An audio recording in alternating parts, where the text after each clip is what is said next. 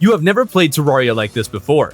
Usually, your only objective is defeating Moonlord, but today, my viewers will be searching this world for souls of might hidden all around the map. PvP is always active, all characters are set to medium core and are unable to bring anything from other worlds, and the world will also never enter hard mode. There are many other minute rules, but I'm not going to bore you with those other details. Let's get to the event and see what my viewers are capable of. The server launched and the first few people joined. They immediately got to work, and after a minor error was rectified, the floodgates began to open. The first lucky few got a strong jump start, but it was less than a minute, so their advantage will quickly wither away as the new crowd begins to pour in. There is no grace period, and since nobody can turn off PvP, deaths immediately begin to stack up. Being able to clear this initial part is absolutely key. Dying this early can cause some major problems down the line, and those that manage to survive are quick to catch up to those that manage to get in a little bit earlier than the others. The first person into one of the nearest tunnels, a player you'll need to know, Nyx, gets the first heart crystal on the server. Every player spawns in with 200 health as opposed to the typical 100, since this server can host up to 50 people, and getting anywhere near full health when there's that many people is next to impossible. Back on the surface, chaos continues to reign as Gnome and Bit Super duke it out, with Gnome just barely coming out on top. A short ways away, and a player called Zapman takes out two people, Skeletron and Tubbin, with the power of his bow. Iron Commander is a short distance away, but he manages to escape death. Other players have managed to find safe spaces where they can loot the world for stronger gear. Zerhapo drills down into the tundra, and Tectoplasm has already made it to the jungle with little more than wooden gear. Other players, meanwhile, still struggle to get away from spawn. Either that, or they can't help but fight each other. And this is, after all, the most even playing field the server will ever see. Around this time, the server was even joined by YouTubers I Like Cheese and Wanda Sparking, who decided to team for the event. We'll have to see if they're able to dominate or not. Speaking of YouTubers, Wexel Radley also joined the server, and he and Nyx appear to be one of the few teams that have formed since the server started. Over in the desert, meanwhile, players Colossal and Fish have apparently teamed, and Fish has already acquired a snowball cannon, maybe the strongest weapon that has been found thus far. A short while after, and the server was put through its first major test, with the Blood Moon spawning on the second night. Deaths immediately started to mount as unprepared players were caught on the surface with very few means with which to defend themselves. But several players managed to avoid the Blood Moon altogether. Wexel, Gnome, Nyx, and several others were already in caves and were hardly affected by the chaos on the surface. This was their opportunity to get a much larger lead on the other players than they had already. Nyx even revealed that he had found a Soul of Might, and he also clearly had the Lava Charm equipped. When the Blood Moon ended, it appeared that a pack of 5 people had banded together. Perhaps having realized they had fallen behind due to the Blood Moon, they were going to work together to aid in catching up, but Jetstream seemed to have other ideas. Only for Cheese to immediately turn around and trap him with the Umbrella Slime that had helped take out Colossal. But this did not deter Jetstream from trying to join the team. In the meantime, another player, Vibing, has suddenly joined Gnome in his expedition, and we discover that they, along with Wexel and Nyx, are all on the yellow team, begging the question of whether they are working together or not. So you can join any team at any time, so there's no guarantee that these two pairs are working together. They might be dividing and conquering, or they could be entirely oblivious to the fact that the other pair shares their team color. It would also turn out that Fish, Colossal, and Iron Commander were all on green team, but Iron Commander has shown no previous affiliation with the other two. So this is another team that's up in the air when it comes to its members. Soon after, a horrible chill goes down our spines, meaning somebody has broken one of the shadow orbs in the corruption. The only person I could find was Tectoplasm, but from the looks of it, he wasn't responsible for breaking the shadow orb, so who knows who now has their hands on a musket. But perhaps the thing people should be more afraid of is the Goblin army that could be coming any minute. But as we search for the culprit of the broken orb, I came across Gnome, Vibing, and a new member, Zerhapo, using a rope to climb to a floating island, the first group of people to find one from what I could tell. But before we learned what loot they discovered, the Eye Cthulhu suddenly spawned on a player called Quinny. Maybe he thought he could take it? But with about 25 people on the server, the boss simply has too much health for any one man to handle by himself. The Eye of Cthulhu was far from the server's greatest concerns, for the Goblin army began approaching from the west. Little did we know that bosses are not the only thing that receive a buff with multiple people, but invasions do as well. At first, we thought Canadian was going to be the only person around to face a 25-man Goblin invasion, but it didn't take long for him to be joined by Jetstream, Tectoplasm, and another player named Cryptix. And they were soon accompanied by Tubbin and Cheese as well. Not knowing the invasion would scale to this degree, we attempted to put an end to the problem, but even with a Zenith, it took over 10 real-life minutes to clear the invasion, and that precious time would be lost to these players while several others managed to stay underground, safe from the madness. And two pairs of players that did this were Gnome and Vibing, who even found themselves an enchanted sword, while Wexel and Nyx had created an entire base underground. And perhaps more alarmingly was that suddenly there were a lot more people on Yellow Team with these four. Now it extended to Cryptix and two other players named BitSuper and HBobM. Assuming all of these people were actually working together, they sure seem like a force to be reckoned with, as they are not only the single largest team, but also have some of the best equipped members. Checking back in on our YouTuber duo Wanda Sparking and I Like Cheese, they seem to be getting back on their feet, finding more platinum and an open cave with a minecart track. After the problem with the Goblin army, it's good seeing some of the victims getting back on their feet. Other players meanwhile, like Simo and Skellyman, could be found hiding away in boxes underground. At this point, the server had weeded out several people who no longer wanted to participate due to feeling as though they could no longer compete. This brought the player count down to 21, leaving only those who had either garnered enough power to stand a chance or those who were not going to give up so easily. But those who were willing to stick it out might find it rather difficult to do so now that it had been discovered that Gnome, Nyx, Vibing, and Wexel are indeed working together, making it more than likely that the others on Yellow Team are also part of this powerful group. But the remaining players were starting to get their things in order as well.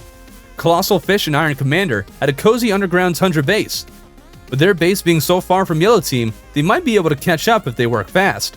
But other players were apparently not catching on to the looming threat that was Yellow Team, and skirmishes would break out at spawn amongst players with very little gear to their name.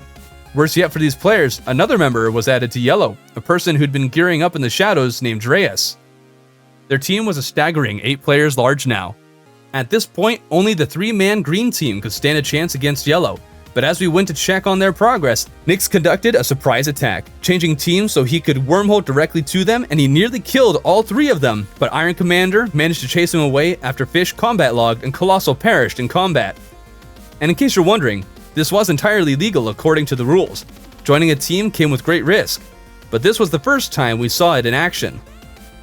It didn't take long either for Nyx to attempt it a second time, only to be nearly killed by Iron Commander again. Green proved they were strong enough to avoid total devastation, but all 3 of them could barely handle a single member of Yellow Team, and Nyx seemingly took out his frustrations by spawn camping, resulting in a need for a more secure spawn. But would this backfire on Yellow Team, as now every player has been galvanized against Nyx and is rallying against him? They are powerless to stop him now, but be given time, they may become a much more formidable foe. But that wouldn't come during the first session, where all of those who had spawn camp decided to end their time doing whatever this is while Yellow prepared a base in the Shimmer. This would also be the last time we saw of Wanda Sparking, I Like Cheese, or Skeletron, but thank you all for participating as long as you did. Day 2 came and many changes had to be made due to the absolute dominance of Yellow Team. After Nyx's attempted assassinations, for the second session, it was decided that you could no longer change teams so that way the anti-Nyx alliance could grow. There were also several people who were not available for day 1 and received free goodies to get themselves started, and with anti-Nyx sentiments running high, it will be intriguing to see what an alliance based solely around this could do. Right off the bat, it seemed that Green Team would now be growing exponentially as a retaliatory measure against Yellow, gaining 2 new members, Cactus and David. But some players still insisted on going solo, such as Skellyman, who I found hiding from Yellow Team member Zerhapo, who got a pixel after killing one of the new members for the second day. We'd placed it there forgetting that it could mine Lizard Brick, which would be kind of OP if we let him keep it, so we took it away and gave him a Cobalt Drill instead. Green Team meanwhile was making some progress, getting a few perks to help them catch up to Yellow Team without outright making them equally as powerful as Yellow, whose Shimmer base was starting to take full form.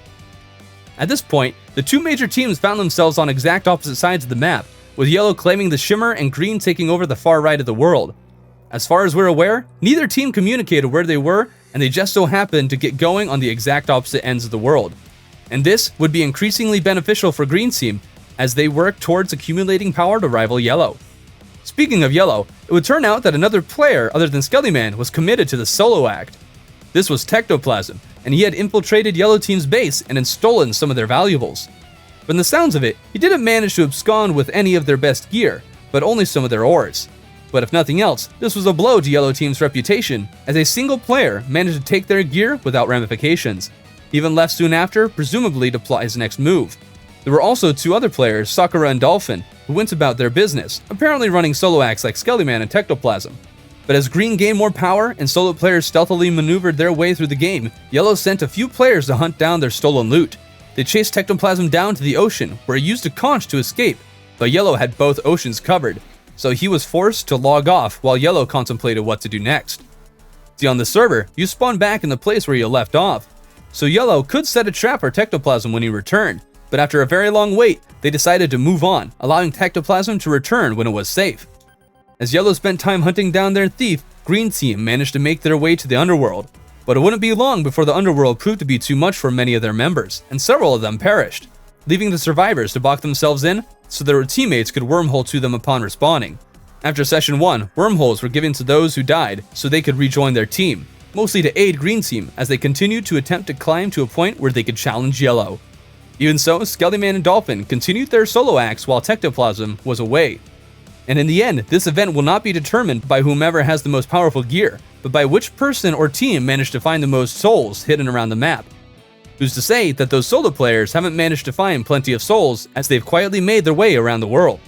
With that said, a person's gear still plays a massive role in how many souls they can retrieve. But there is one thing that could change the balance of power entirely, as Cactus stood face to face with a larva. After a coin toss of sorts, he decided to break the larva egg, and Queen Bee, with health scaled up to around 20 people, spawns.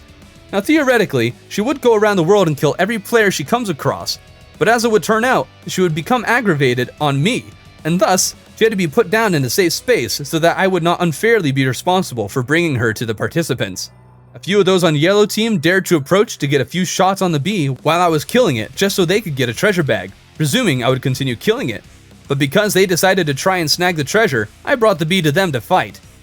After they combat logged like a bunch of chickens, the queen bee was slain, and yellow still got the treasure bags, and since that was not intended, green team was also gifted with treasure bags while the solo acts were entirely forgotten. Whoops. But despite yellow trying to gain these advantages, the ninja Tectoplasm was still able to sneak into their base once again, and this time he took all of their plants. Once again, the solo player managed to strike against the most powerful team on the server, showing that maybe a solo act was the best way to go. But a solo player could never dream of trying to kill one of these bosses with incomparable amounts of health, and green team had decided that they were ready to take on the Eye of Cthulhu. Little did they know that this was the single worst decision they could have made. While both teams had settled on opposite sides of the map, and thus found it hard to find each other, a boss will always appear on the map, so as green team fought the boss, yellow made an immediate beeline to the boss arena, using the Eye of Cthulhu as a homing beacon to find and slay their only rivals. Green managed to defeat the Eye, but at the cost of some of their members. Cactus and maybe a few others had managed to escape, and had enough gear to help out the others, but it was clear at this point that the fight was over. Yellow had already won. Green would attempt a comeback or two, but each time their attempts failed and left them farther back than the last. Yellow team dominated through and through, and Tectoplasm and Skellyman, despite being able to either hide from or deal some damage to yellow team, were never able to come close to matching the size and scope of yellow as they swept through and wiped everybody else out with ease. So for the first soul hunt, yellow team came out victorious, able to outplay and outsmart their opponents at every turn. Though I think it all came down to the Blood Moon and Goblin invasion during the first session that held back the rest of the server from regaining any semblance of a lead. Congratulations to yellow team on their victory, and I hope to see you next time. I don't usually do these little end sections, but this was a really fun event. It was going to be planned for an entire month instead of just these 2 sessions. It was going to be 12 sessions in total over the course of a month, but it only turned into 2 because yellow had such domination. So Soul Hunt is actually currently being reworked in order to make it more possible for people to catch up after losing everything repeatedly. So we're trying to workshop that and find a better way to do it. But I want to continue hosting servers. I'm still pretty new to this, so forgive me if I'm a little slow at making these as fun of an experience as possible. If you're interested in joining any of these servers in the future, there's going to be a bunch of different ones, including one that you might have already come across if you were there for the live stream. There's actually potential that one of these servers is live right now. So if you want to join one of these, join the Discord, and there's going to be all kinds of different events that I'm hoping to be able to host with servers. And if you know a thing or two about servers, maybe also join the Discord, let me know, and that would be a really big help.